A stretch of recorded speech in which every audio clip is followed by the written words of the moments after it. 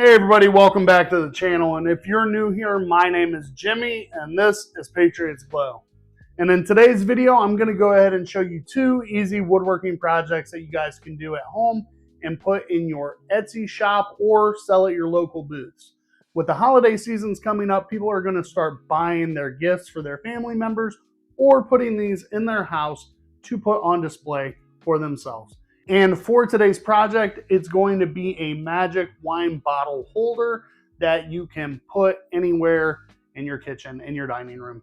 So let's go ahead and get to the build and let's get to it. So I actually do in this video go over the width of these boards that I actually use.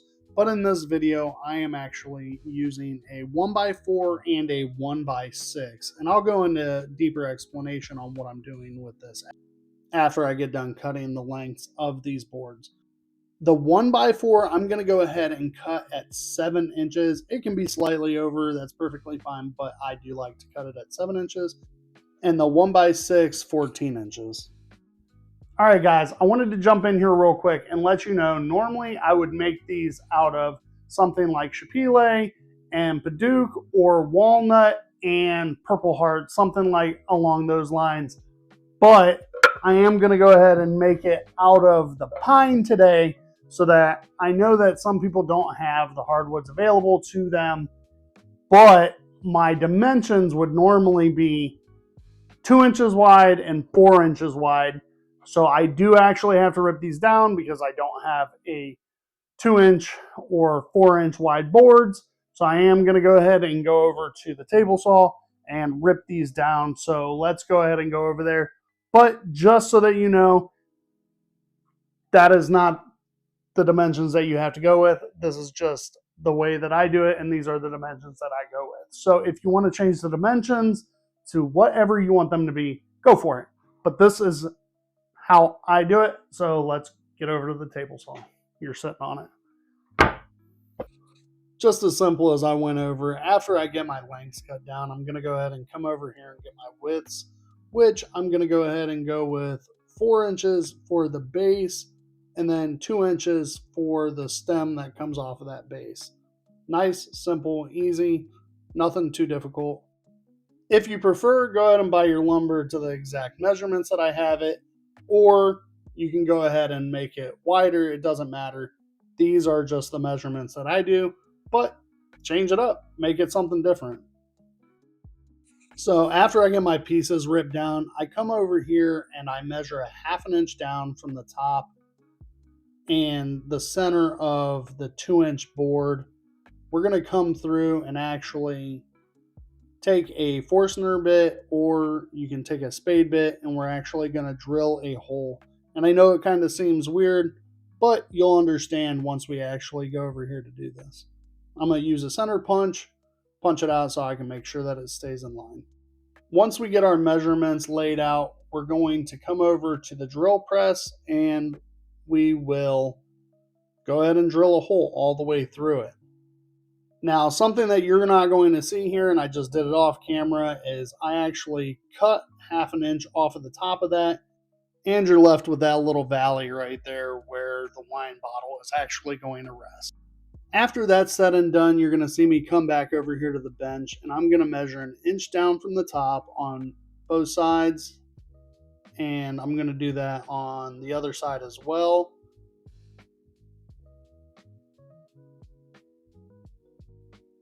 And then I'm going to mark a center mark as well so that I know where the center portion of that piece is.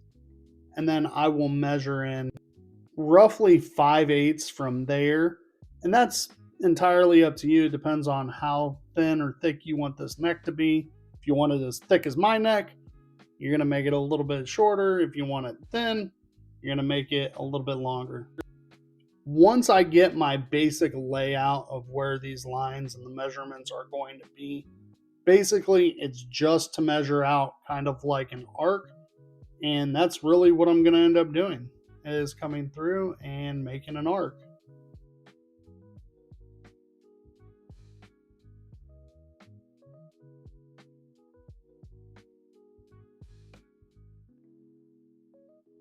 This is a little bit easier for me because I have a bandsaw, but if you leave the pieces a bit bigger, you can do this with a jigsaw. It's a little bit harder, but you just have to be a little bit more careful with it. So come over. If you can see me do this, keep my sausage fingers out of the way. There we go. And I take a little bit more off of that valley right there so that wine bottle can rest in there a little bit easier. All right, brings us over and we'll start sanding it down like we always do. And I like to make sure all the edges are nice and rounded over. Everything's nice and smooth.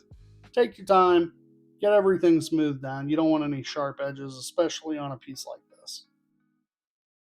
That brings us all the way up to putting stain and color on it. You can do whatever you want, the burnt look, but we went ahead and used Bayer Antique White for the stem, and we used the Bombay Mahogany for the bottom. Normally, I would put this on and then wipe it off. I started looking at the color contrast, and I didn't really like it, so I ended up coming back through and putting one more layer on there and leaving it a bit thicker, coming through with a dry brush and just pulling it off just slightly.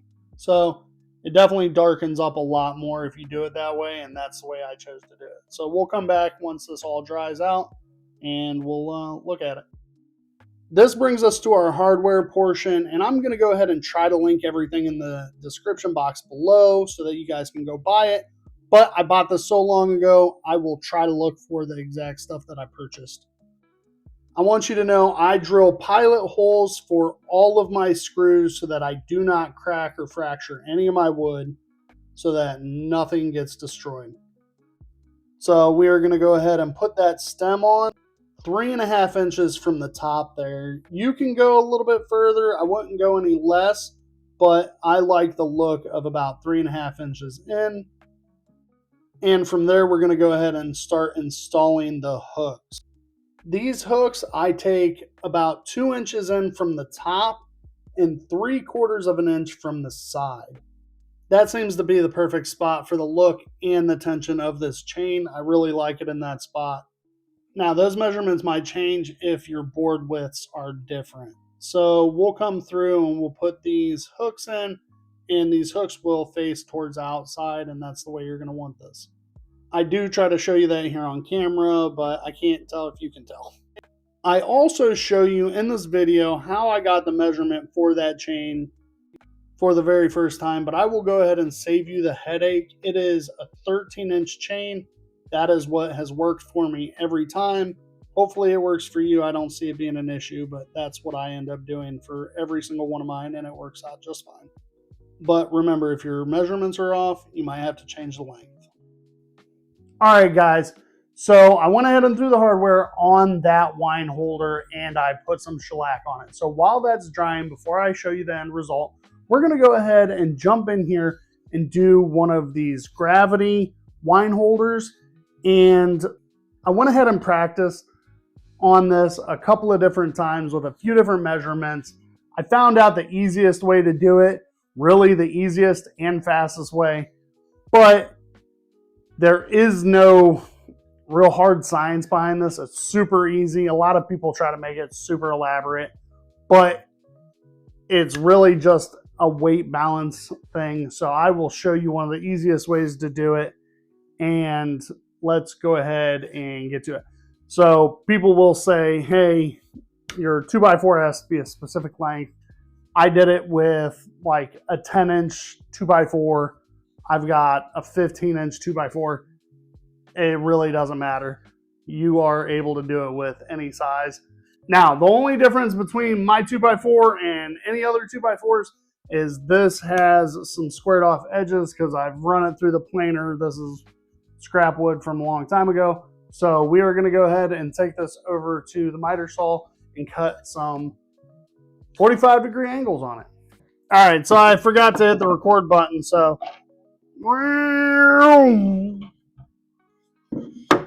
make sure you cut it alternating sides. Boom, there you go. 2 45-degree angle cuts on each side. Now, because I've done this a couple of times, I do have a mess over here on my drill press. But literally, all you actually have to end up doing is measuring out and going halfway down. This is 11 inches.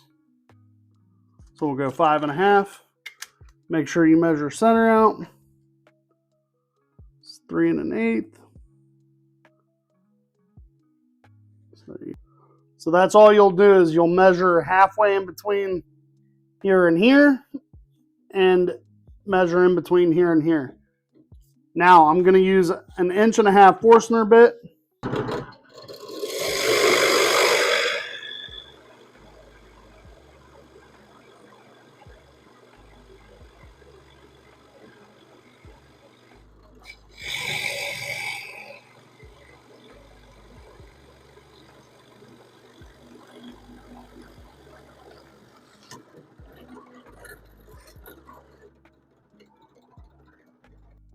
Okay, so this is what we are looking at for our end result, and I really like this look.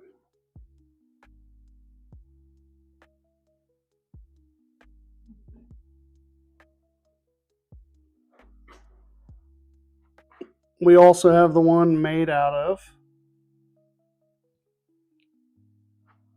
actual walnut and purple heart. And I don't know, they both look really, really phenomenal. So now you have to remember the different ways that you market these. These are softwood, so I wouldn't charge anything more than $25, $30, but you could go anywhere from $50 to $60 for these because they are hardwoods and an exotic wood to boot. So now with this, like I said, these did not have to be any special measurements. Literally, I went halfway in between, cut my 45-degree angles, and that works with any length board. As long as you go halfway in between, you can do this over and over and over again. Doesn't matter what board you do it with. So it does make it easier to do it with a 2x4 because your base right here is a lot wider, but that is about it. All right, so if you guys enjoyed the video, go ahead and give me a like, subscribe, and comment down below. And one more thing, if you guys stuck around all the way to the end to find out what else I have going on, something I wanted to start doing is I also started up another YouTube channel doing some funny facts with some sketches, some doodles, and all it is Sketchy Facts. It's something I do for fun. And this is a lot more work. That one's a little bit easier. So if that is something that you guys would like to follow along with, please let me know and I will go ahead and link that in the next video so that you guys can follow that. And hopefully I catch you in the next video.